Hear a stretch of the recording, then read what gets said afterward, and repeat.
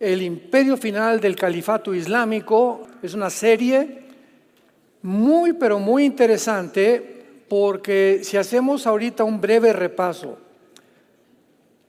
acerca de lo que está pasando en el mundo, lo primero que vamos a ver resaltado será la influencia del Islam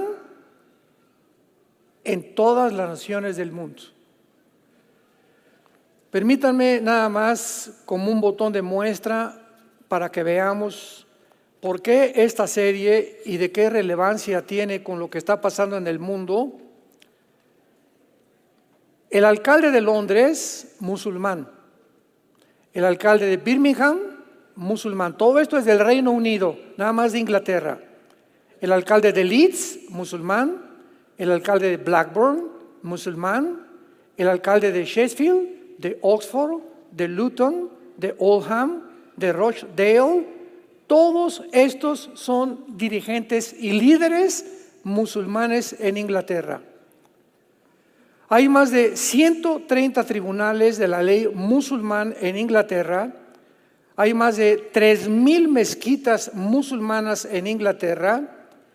El 63% de los musulmanes no trabajan, reciben apoyo estatal más vivienda gratuita. La familia musulmana, subvencionada por el Estado con una media de entre 6 y 8 niños, reciben alojamiento gratis, igual que los alimentación. Ahora, todas las escuelas del Reino Unido deben impartir lecciones sobre el Islam y enseñar el árabe. ¿A dónde hemos llegado cuando ayer miles disque de estudiantes disfrazados del Islam o de palestinos rodearon la Casa Blanca en Washington ayer? Pusieron incendios, bombas Molotov, y el presidente Biden le ordenó al servicio secreto que se retirara y que no interviniera la policía.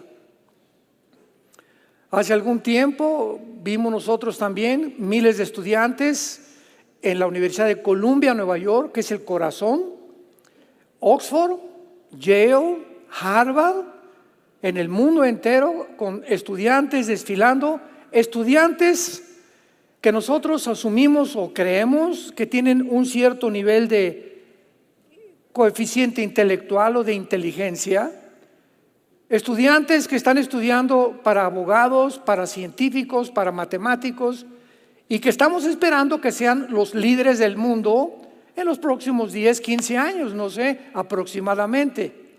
¿Cómo es posible que esta infección haya podido entrar en las principales universidades, donde está continuamente gritando desde el río hasta el mar que Palestina sea libre?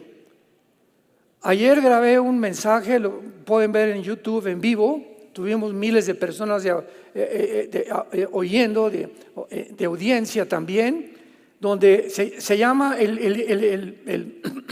perdón, la conferencia o en vivo se llama ¿cómo es posible que los estudiantes estén en el Islam? O estudiantes bajo el Islam, donde explico claramente que hasta el movimiento LGTB se unió a las protestas. Les digo, si todos ustedes los del LGTB van a Gaza, los matan, porque los palestinos odian a los homosexuales y a las lesbianas y a los transgéneros. Es pena de muerte y los avientan desde un edificio. Ustedes, mujeres occidentales aquí de Estados Unidos, donde hay libertades, donde todo el mundo quiere venir a vivir, se ponen las bufandas que se ponen las musulmanas, cuando allá es obligatorio, y si no se ponen ni se tapan la cabeza, la ley Sharia les permite a los esposos golpearlas. Así que increíble que esta información no pueda ser contenida en las mentes universitarias y el mundo esté enfermo. Les preguntan a los estudiantes en las entrevistas, oye, ¿tú sabes cuando dices del río al mar donde están los musulmanes o los palestinos. ¿De qué río está hablando? ¿Del río Bravo? No saben ni siquiera lo que están diciendo. Acusamos a Israel de genocida. ¿Tú sabes lo que es genocidio? ¿Sabes la diferencia entre un crimen de guerra y un genocidio? Entonces, ¿de qué están? ¿Por qué son arrastrados sin saberlo? Simplemente se llama psicosis colectiva. Y esto es lo que la Biblia profetizó que en los últimos tiempos iba a suceder. Vendría una confusión global, una oscuridad global del entendimiento, y es lo que dice, acompáñenme a Daniel capítulo 12, el profeta Daniel, advirtiéndonos para que podamos en esta mañana abrir nuestro corazón, nuestro entendimiento, seamos sobrios y no nos dejemos llevar simplemente por la mayoría o por los medios de comunicación masivos. Y Jesucristo lo dijo: ancha y espaciosa es la puerta que conduce a la mayoría a la perdición, y angosta y estrecha es la puerta que conduce a la perdición, a la salvación.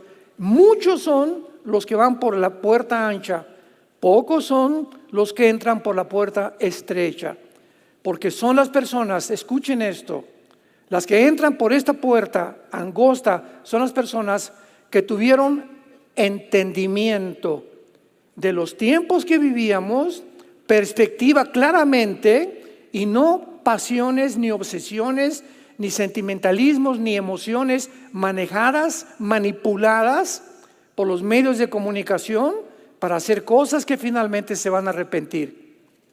Hace 2600 años, 2600 años, el ángel Gabriel, por cierto, la palabra Gabriel significa el Señor me fortalece.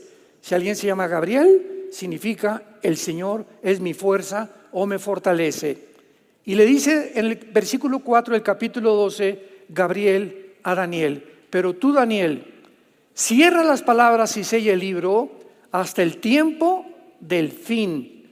Muchos correrán de aquí para allá y el conocimiento o la ciencia se aumentará. Versículos 9 y 10. Él respondió: anda, Daniel, estas palabras están cerradas y selladas hasta el tiempo del fin. Muchos serán limpios y emblanquecidos y purificados.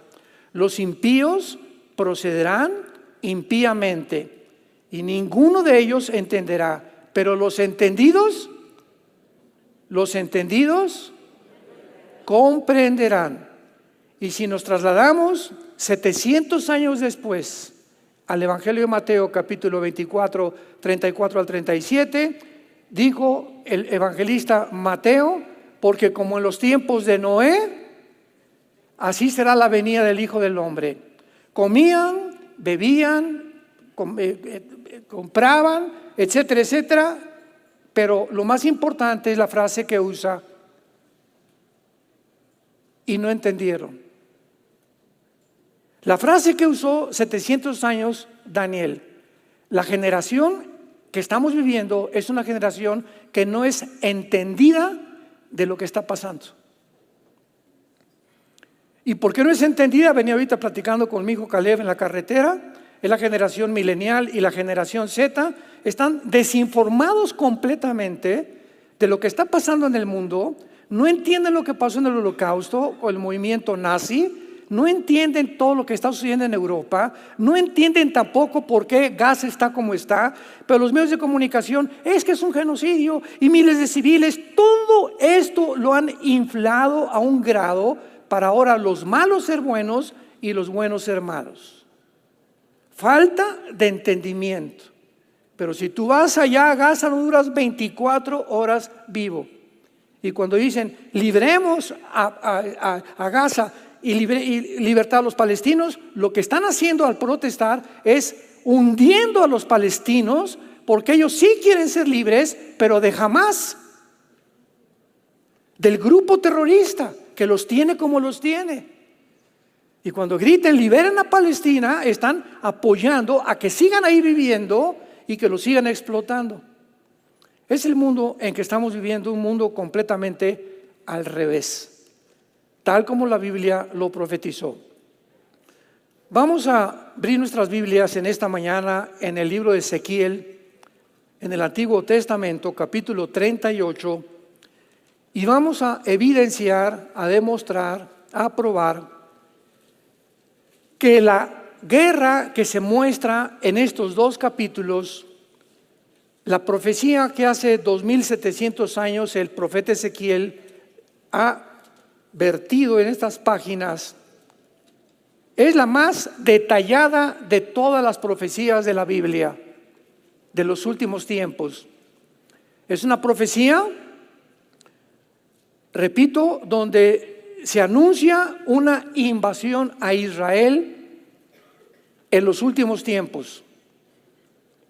Y en esta profecía, lo increíble es que se mencionan las naciones que van a estar involucradas en esta invasión, con detalles como lo vamos a ver a continuación, y todas estas naciones son islámicas.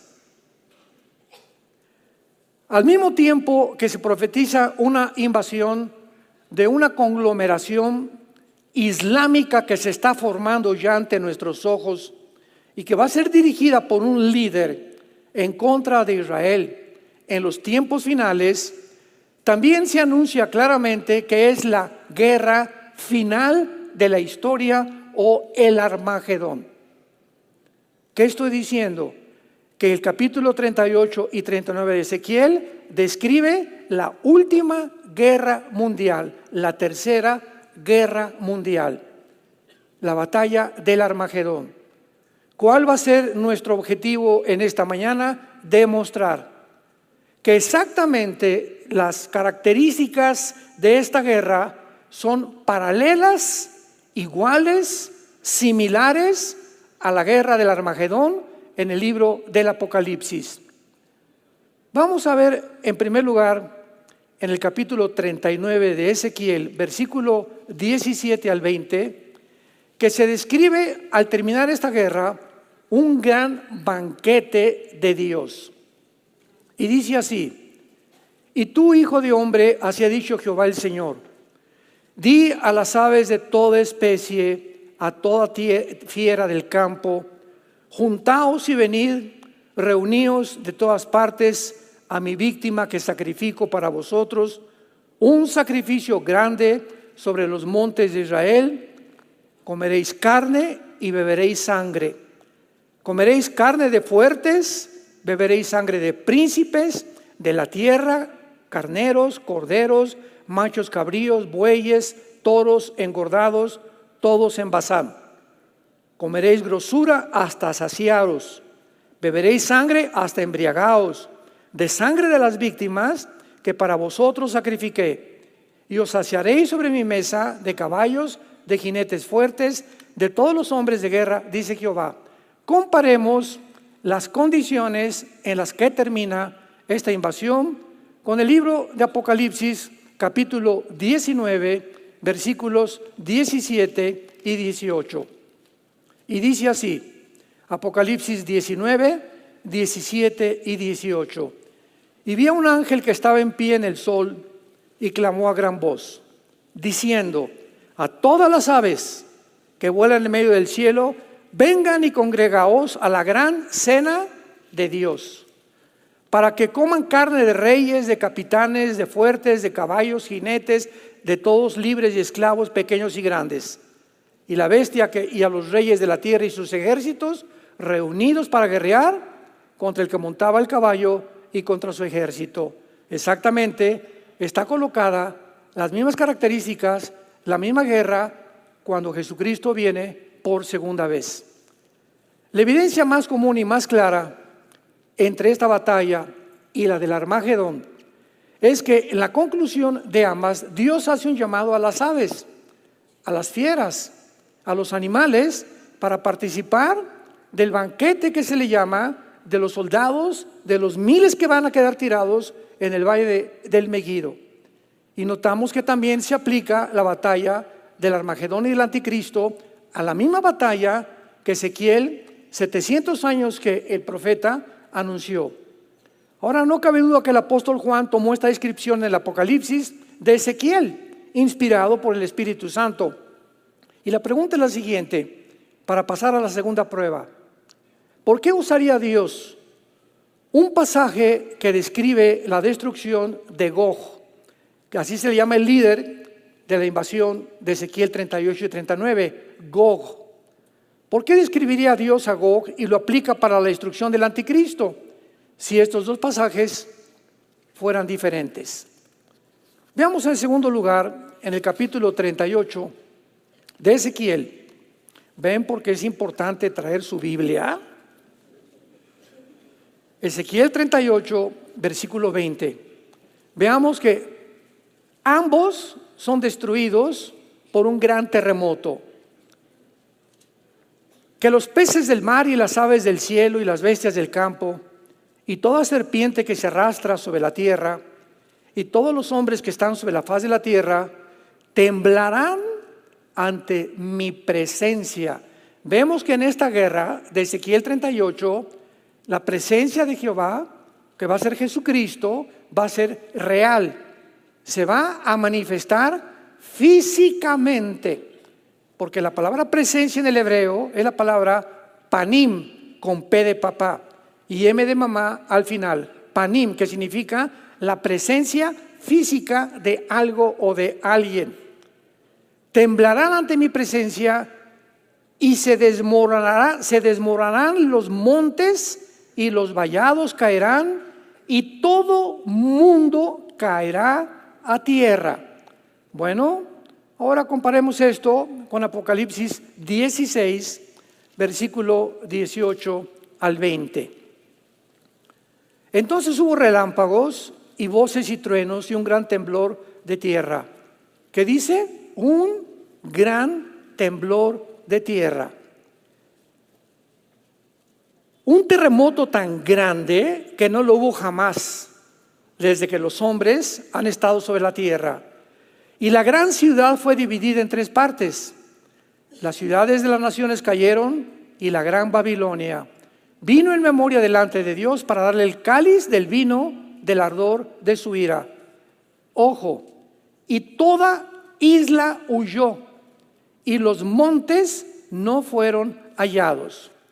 Así pues vemos que no solo encontramos estas similitudes en el banquete, sino también que directamente, si todos los montes en la batalla de Ezequiel 38 y 39 van a caer, junto con las islas van a desaparecer, ¿cómo van a volver a caer años más tarde si el Armagedón fuera diferente?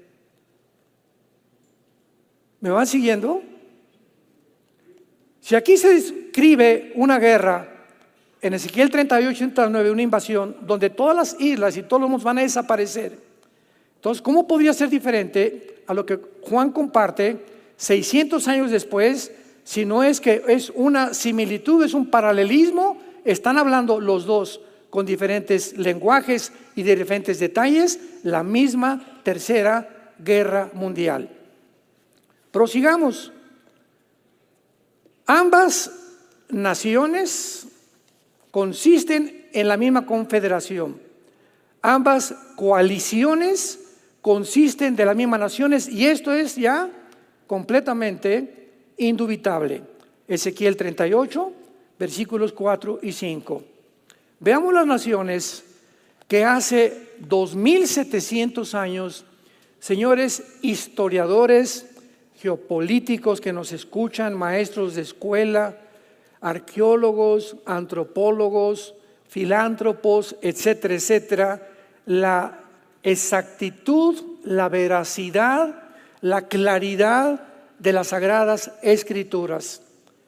Versículo 5. La primera nación que se menciona aquí es Persia. ¿Quién es Persia en el Antiguo Testamento?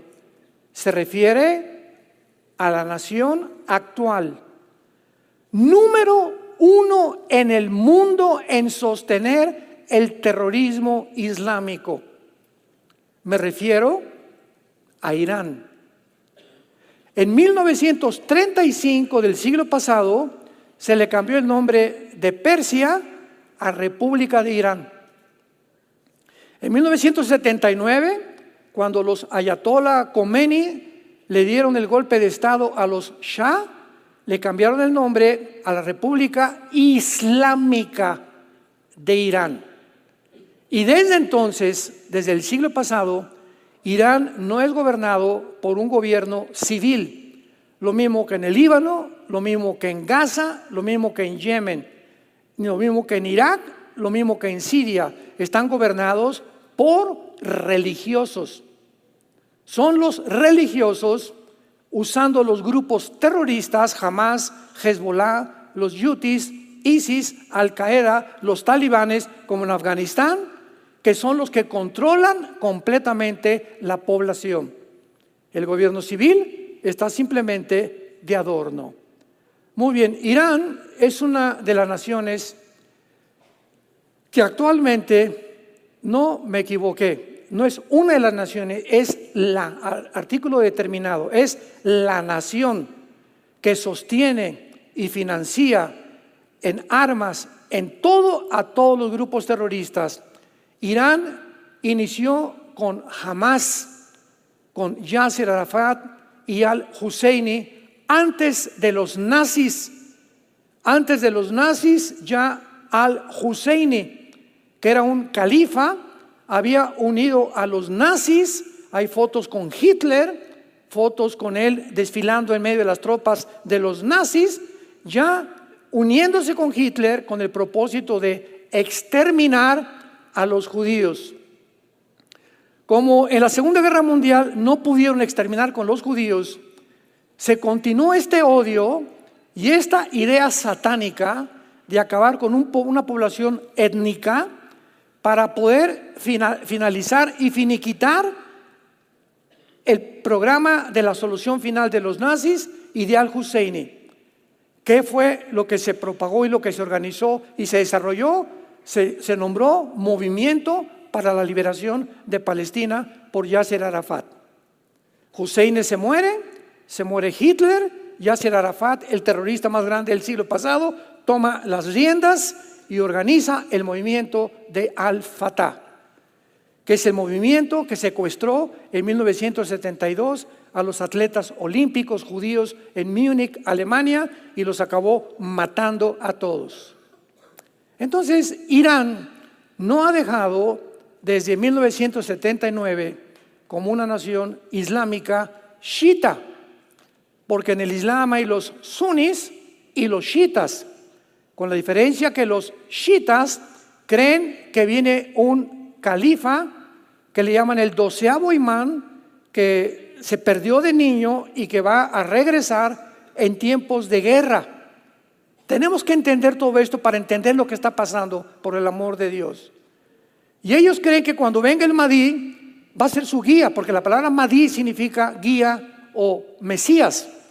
Y cuando él venga, entonces Irán podrá convertirse en la nación que controle el petróleo del Medio Oriente. Y es por eso que Irán financia a Hamas, a Hezbollah, financió a ISIS, que desaparecieron parcialmente, a Al-Qaeda, que desapareció parcialmente, a los Houthis, a los talibanes en Afganistán, 6, 7 grupos terroristas en el mundo, todos financiados, sostenidos con una sola visión: exterminar a los judíos. En segundo lugar, vemos a dos naciones que se mencionan como Cus y Fut. ¿Cómo podemos nosotros, hace 2700 años que se escribió esto, poder entender a qué naciones se refiere la Biblia? Porque entendamos algo. Cuando en 1923 el Imperio Otomán turco, que duró casi 500 años,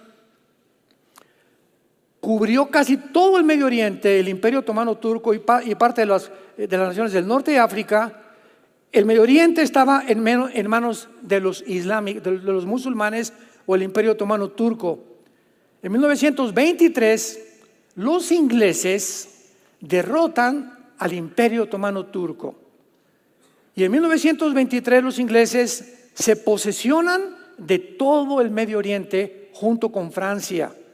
Comienzan a colonizar, podríamos llamarle así, casi todo lo que es el Medio Oriente, y las naciones que ahorita nosotros vemos en un mapa, y podemos poner Jordania, Egipto, Siria, el Líbano, Irak, Irán, que son las naciones alrededor de Israel, no estaban colocadas geográficamente como lo están ahora. Entonces, ¿cómo podemos nosotros saber a qué naciones se refiere la Biblia cuando no aparecen los nombres? El de Persia pues fue muy fácil, porque ya vimos que en 1935 le cambian el nombre a Irán. Pero Cus y Fut, ¿quiénes son? Muy bien.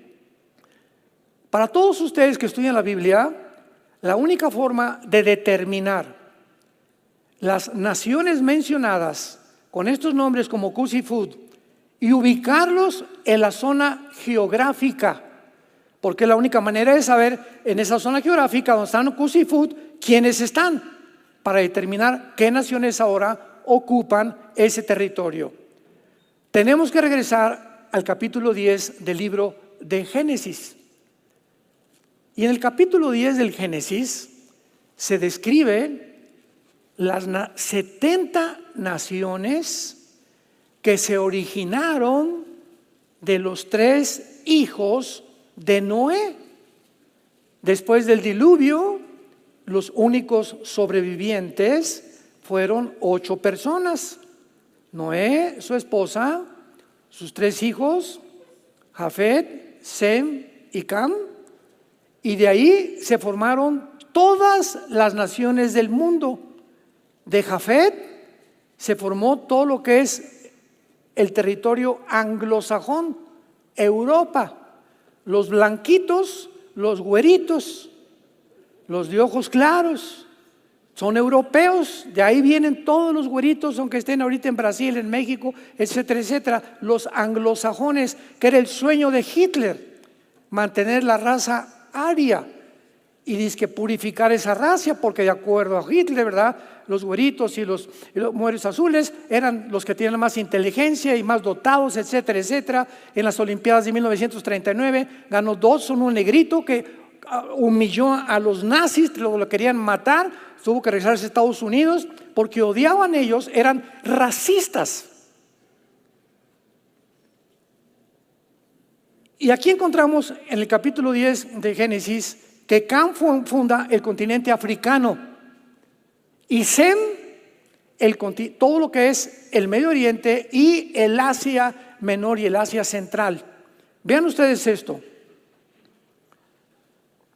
Si vemos un mapa, vemos que en el Asia casi todos, ¿verdad? Vamos a ver China, Mongolia, Corea, Japón, Filipinas, etcétera, etcétera, tienen rasgos característicos diferentes de los occidentales. Aquí no hay nadie así. Y esto no es burla, ¿verdad? Simplemente es una comparación. Los japoneses lo tienen un poco más, los párpados más acá, los coreanos un poco más jalados los párpados, pero son características que los ubican a ellos como asiáticos, descendientes de Sem. Ahora bien, todos estos asiáticos emigraron y llegaron al continente americano, donde tú y yo vivimos ahorita, y entraron al continente americano por el estrecho de Bering, casi cerca de Alaska. Por ahí entraron y llegaron y formaron Estados Unidos. ¿Quiénes son los que formaron Estados Unidos? Los indios cherokees, los sioux, los apaches, todos con las mismas características asiáticas, porque venían del Asia de los descendientes de Sem. Ya casi los ojos rasgados los fueron perdiendo poco a poquito. Y llegamos a México, tlaxcaltecas, chichimecas, náhuatls, aztecas, etcétera, etcétera, con las mismas características. Y llegamos al Ecuador, los lacandones, y llegamos a las selvas de Sudamérica, las mismas características. Todo el pueblo indígena del continente americano descienden de Sem, de los semitas. Y del otro, Sem y de Jafet, y de Cam el continente africano. Ahora bien, Cus y Fut los encontramos en el versículo 2 de Génesis capítulo 10. Los hijos de Jafet, vimos que son los que forman el grupo anglosajón europeo: Gomer, Magog, Madai, Javán, Tubal, Mesec, que aparece también en Ezequiel 38, y Tiras. Los hijos de Javán: Elisa, Tarsis, Kitim y Dodamim.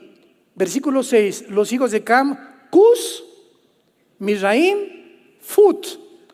¿Quiénes son pues entonces Cus y Fut en Ezequiel 38?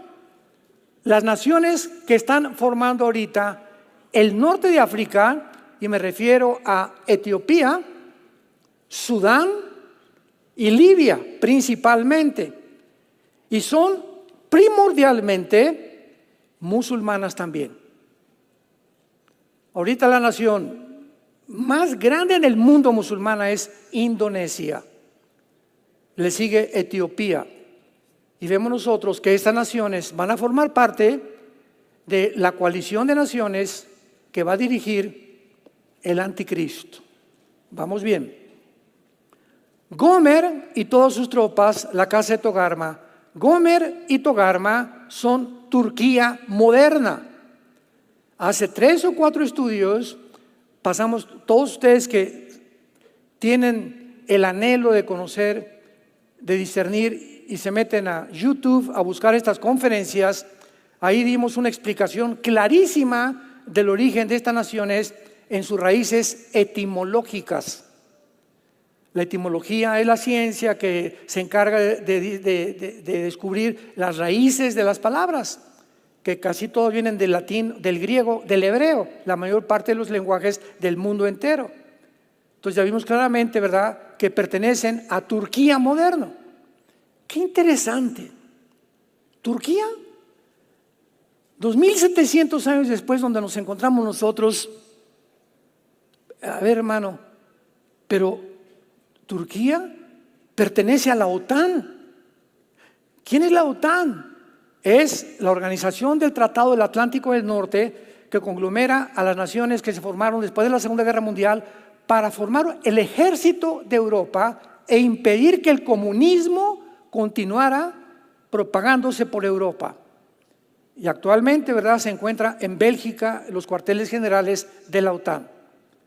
Ahora que Putin invade Ucrania, Ucrania no pertenece a la OTAN, porque de acuerdo al artículo 5 de la OTAN, cualquier nación de Europa que esté inscrita en la OTAN como miembro, si atacan a España, si atacan a Polonia, si atacan a Francia o atacan a Alemania, todas las naciones de la OTAN están obligadas a defender a esa nación.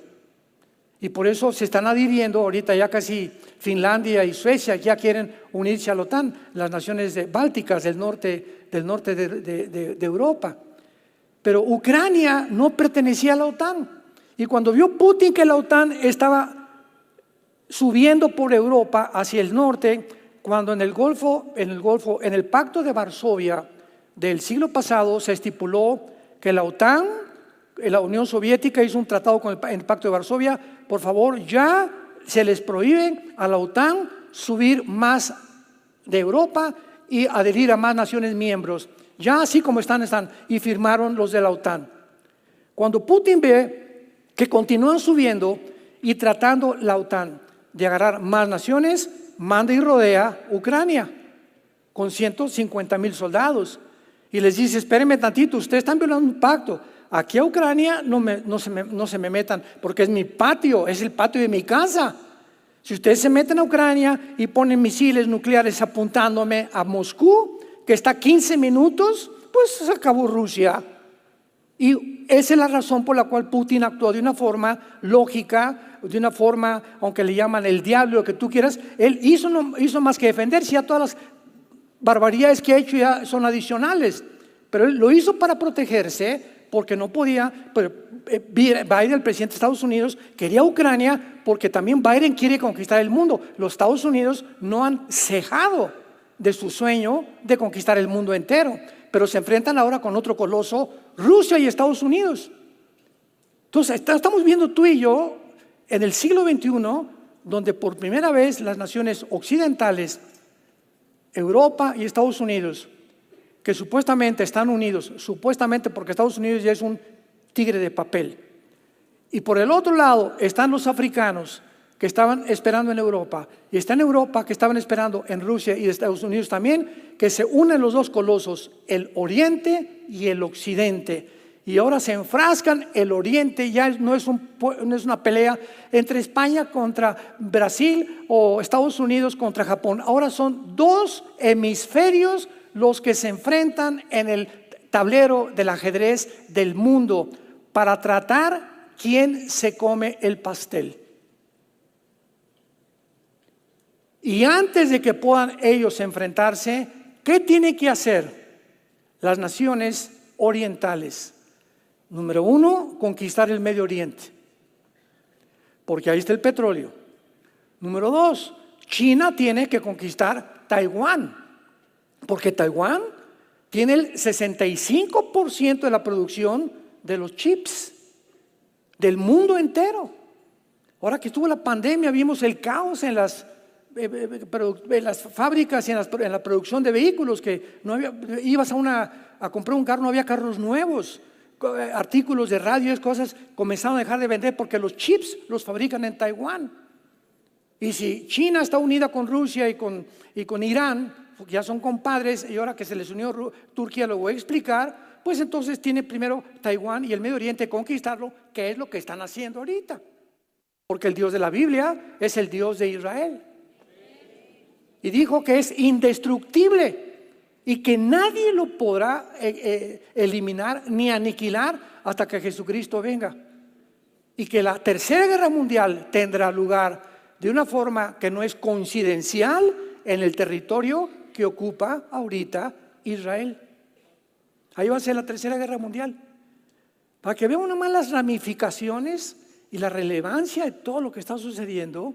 ¿Y por qué está concentrado el Medio Oriente? Vuelve otra vez a resurgir en los encabezados de los periódicos, porque ahí es donde la Biblia profetizó hace cientos de años que iba a culminar la historia con esta matazón. Muy bien, Turquía, nos quedamos con Turquía, pertenece a la OTAN. Erdogan, Recep Tayyip Erdogan, presidente de Turquía actualmente, es uno de los más grandes líderes islámicos del mundo también. Hace como 1 año, 2 años, dictó una conferencia y él dijo que él anhelaba ser el próximo califa del mundo islámico, cosa que no ha podido todavía. Él propició un autogolpe de Estado hace algunos años y ahora él tiene un control completamente, pero cuando vino la guerra de Ucrania y como pertenece a la OTAN, se dio cuenta Erdogan, como otras naciones que se venden, no tengo grano, no tengo armas, no tengo petróleo. Putincito, ¿qué, mijito? Venga, para acá, aquí siéntese, mira, aquí yo lo voy aquí siénteme, aquí siéntese todito, vénganse para acá, ahorita es el tiempo, aquí yo los voy a cuidar. Yo soy la mamá de los gallinos de los huevos de oro. Júntense conmigo y los voy a proteger.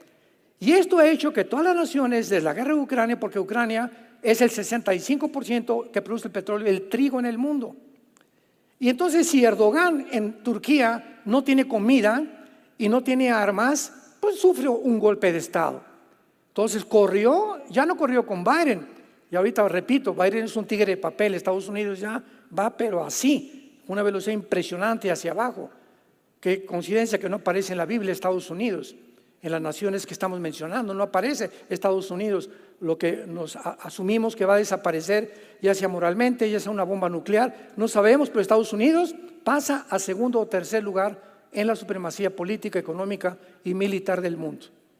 Entonces ahorita todos están bajo el paraguas de Putin y le dice Putin vente para acá, y esto hace que Erdogan en cualquier momento le diga a la OTAN adiós. Vean, síganme esto con mucho cuidado. Cuando Turquía le diga a la OTAN, adiós, renuncio, porque así lo dice la Biblia, que Turquía forma parte del gobierno del anticristo final, entonces Europa se queda sin ejército, se quedó sin Inglaterra, ¿se acuerdan del Brexit? que renunció a Inglaterra a la Unión Europea, que no querían seguirle pagando impuestos porque estaban robando en Bélgica, que es la sede de la Unión Europea, y ahora Turquía tiene el mejor ejército de Europa, después de Inglaterra. Y si Turquía se sale, Europa se queda como el pollito, pío, pío, pío. Ni Estados Unidos, ni Rusia, ni China. Ahora, ¿qué hacemos? Y ahí es donde sale en el Medio Oriente el anticristo, que va a ser el Mahdi, como lo vamos a hablar en la próxima conferencia, que va a unificar al Medio Oriente con 5 naciones de Europa que se van a unir con naciones del Medio Oriente. Se va a formar un G10, y cuando oigamos, no especulen antes que el anticristo está acá y este y el otro, hasta que no se junten 10 naciones, 5 del Medio Oriente y 5 de Europa. Una vez que se unan, van a gobernar algún tiempo el mundo, o van a comenzar a dictar los parámetros y los protocolos del mundo. De una de esas naciones surge el cuerno pequeño, que se escribe en Daniel 7 como el anticristo. Daniel 7, Daniel 8, Daniel 9, etcétera, etcétera. De ahí surge el anticristo. ¿Y el anticristo de dónde creen que surge? Del Medio Oriente. El anticristo va a ser musulmán.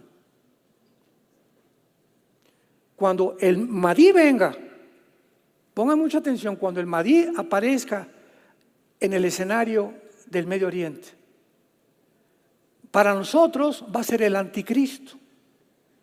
A lo que ellos le llaman el libertador, fíjense, estamos ya juntando las piezas.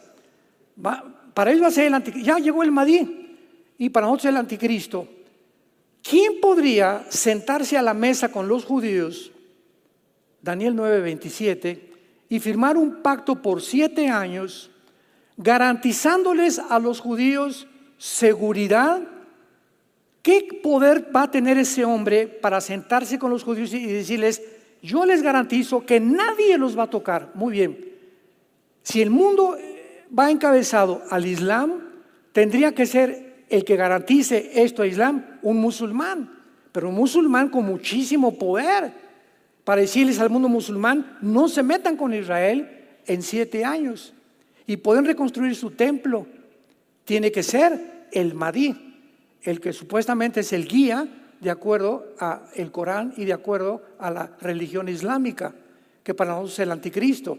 A los 3 años y medio, lo sabemos, el anticristo los traiciona y entonces el mundo musulmán se viene contra Israel. Ezequiel 38, Ezequiel 39. ¿Me siguieron un poquito? Cuando analizamos todo de una forma geopolítica, bíblica, filosófica, podemos entender la Biblia. Y es maravilloso que podamos nosotros ser entendidos. ¿Cuál se ha propuesto estas conferencias? Abrirte el entendimiento. Del río al mar, sáquese. ¿Qué mar? ¿Qué río Bravo? Ni qué río Bravo. Pero así está el mundo, o sea, es una borregada.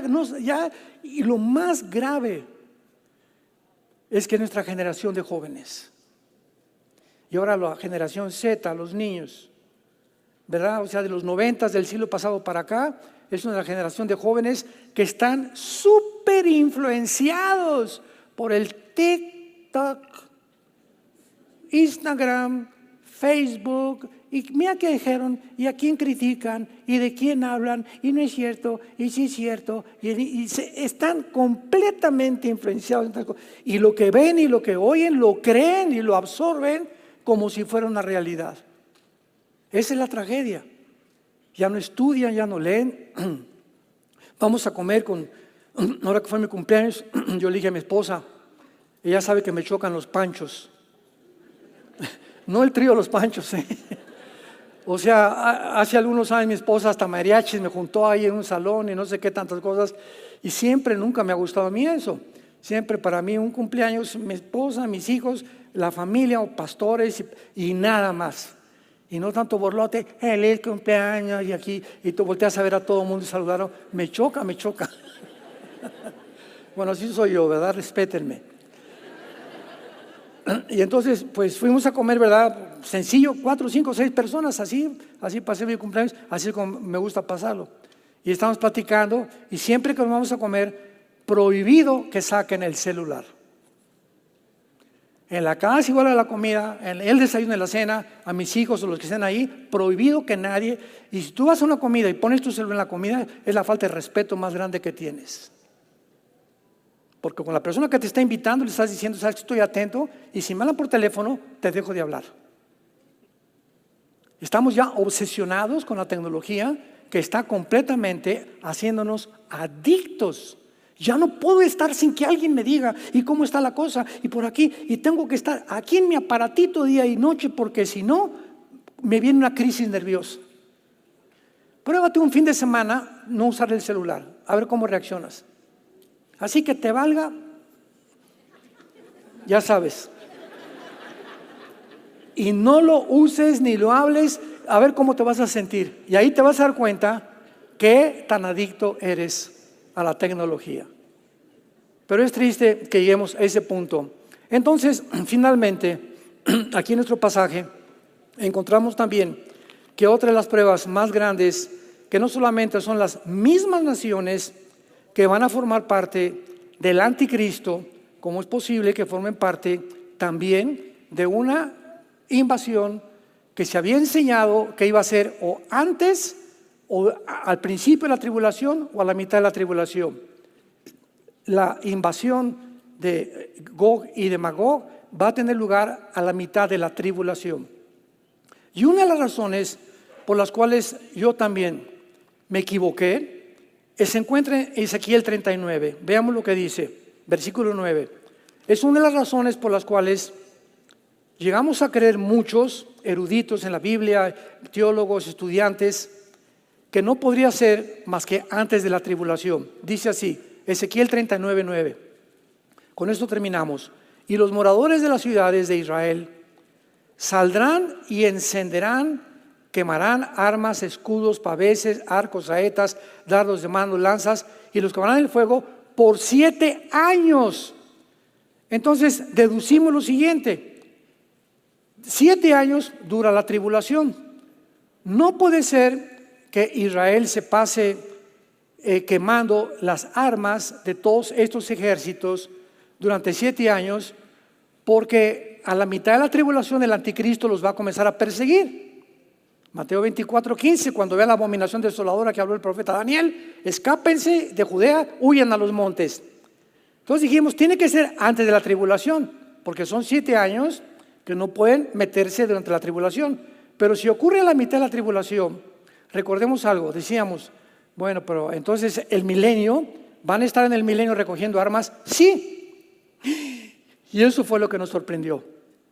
Y después de estudiar un poquito nos damos cuenta que no conocíamos la naturaleza del milenio como la deberíamos de conocer. O sea, es posible que pasen 3 años y medio, los primeros del milenio, quemando estas armas, porque lo dice claramente, que no lo queríamos ver, versículo 13, los enterrará todo el pueblo de la tierra y serán para ellos célebres en el día que yo sea glorificado. Tomarán jornal, hombres a jornal, que vayan por el país, van a contratar empleados para enterrar a los que queden sobre la faz de la tierra, a fin de limpiarla. Al cabo de 7 años, de 7 meses, harán el reconocimiento. Y pasarán los que irán por el país, y los que vean los huesos de algún hombre, pondrán junto a ellos una señal, hasta que los entierren los sepultureros. ¿Saben por qué? Porque estarán conscientes en ese tiempo de la contaminación de las bombas nucleares. Entonces van a poner donde vean muertos, banderas, para que sepan, ¿verdad?, que tienen que venir los que vengan con aparatos y cubiertos con trajes especiales para que ellos entierren a los muertos. Y esto va a llevarse a cabo, el único tiempo que puede llevarse a cabo esto es en el milenio. Y finalmente el capítulo 39 de Ezequiel termina diciendo, fíjense ustedes que ya el botón o la cereza en el pastel, versículo 21, pondré mi gloria entre las naciones y las naciones verán mi juicio que habré hecho y mi mano que ellas puse. Y de aquí en adelante sabrá la casa de Israel, que yo soy Jehová su Dios. Entonces, ¿cómo puede ser antes de que se convierta Israel? Cuando después de esta guerra Israel se convierte. Y lo dice el versículo 29. No esconderé más de ellos mi rostro, porque habré derramado mi espíritu sobre la casa de Israel. ¿Cuándo sucederá esto? Al final de la gran tribulación. Romanos 11, 25, 26. Y todo Israel será salvo. Esto sucederá, Zacarías 12, Zacarías 14, al final de la tercera guerra mundial. Apocalipsis 1, 7. Y verán al que traspasaron, y todos los pueblos de la tierra harán lamentación. Los judíos verán a Jesús, llorarán y podrán reconocer Baruch Hashem, Adonai Elohim. Jesús lo dijo en Lucas: hasta que ustedes me reconozcan, no voy a regresar. Hasta que digan: bendito el que viene en el nombre del Señor. Y nosotros estaremos con Jesús recibiendo a estos judíos y entrando, y tal vez formemos parte de los sepultureros. Porque el milenio van a ser 1000 años y ya, ¿verdad? Y van, las características del milenio es que todavía habrá pecado, pero habrá familias, va a haber reproducción, va a haber niños naciendo, va a haber gente que se rebele al final, y va a haber personas que resuciten también al final del milenio, que son los que van a pasar de la tercera guerra mundial vivos, sin cuerpo glorificado, al reino mesiánico, y van a tener que arrepentirse durante el reino de Cristo. Por eso dice la Biblia que Cristo reinará con vara de hierro en el milenio, porque habrá todavía la rebelión en el corazón humano. Te damos gracias, Padre, por tu palabra en esta mañana. Benditos los entendidos que puedan comprender el maravilloso plan de Dios. Yo soy el alfa y el omega, el principio y el fin, dice el Señor. Yo soy el que vivo, pero estuve muerto, pero ahora vivo por los siglos de los siglos. Y tengo las llaves de la muerte y tengo las llaves del infierno. Dichosos y felices los que oyen las palabras de esta profecía, porque el tiempo está cerca. Y todos los que guardan las cosas escritas en ella. Gracias porque tú eres el que eras, el que eres y el que vas a venir. Y los 7 espíritus que están delante de tu trono. Y de Jesucristo, el testigo fiel, el primogénito de los muertos, al que nos lavó y nos amó con su sangre preciosa, purificando nuestros pecados y sentándonos a la diestra del Padre en las alturas. A ti, Jesús, extendemos nuestras manos para decirte: bendito seas, Hijo de Dios, por tan grande salvación. Y en esta mañana, todos ustedes que nos ven a través de los medios de comunicación y los que están aquí presentes, ábrele tu corazón a Jesús hoy, que Él ha tocado tu vida y te dice: entiéndeme, entiéndeme que separado de mí nunca vas a hacer ni lograr nada en la vida. Yo soy tu Dios que te sostengo, te fortalezco, no te dejaré, no te abandonaré jamás. Y tú podrás comprender a través de tu vida cristiana que soy real y que estoy viviendo dentro de ti para que vivas una vida diferente, una vida de santidad. Una vida donde hables de mí a tus familias, a tus negocios, a tus amigos. Una vida donde la gente se dé cuenta que algo sucedió en tu corazón. Porque eres una persona, dice Jesús, que yo solo podría cambiarte. ¿Qué tengo que hacer? Me dirás. Dile estas palabras: Señor mío y Dios mío, perdona mis pecados.